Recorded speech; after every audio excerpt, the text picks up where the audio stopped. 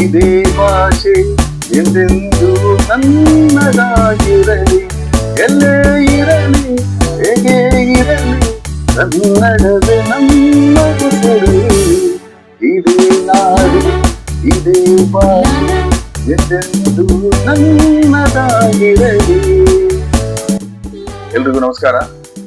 ಸಮಸ್ತ ಕರ್ನಾಡಿನ ಜನತೆಗೆ ಕನ್ನಡ ರಾಜ್ಯೋತ್ಸವದ ಹಾರ್ದಿಕ ಶುಭಾಶಯಗಳು. ಕನ್ನಡವೇ ಸತ್ಯ, ಕನ್ನಡವೇ ನಿತ್ಯ. ಎಲ್ಲರಿಗೂ ಶುಭವಾಗಲಿ. ಧನ್ಯವಾದ.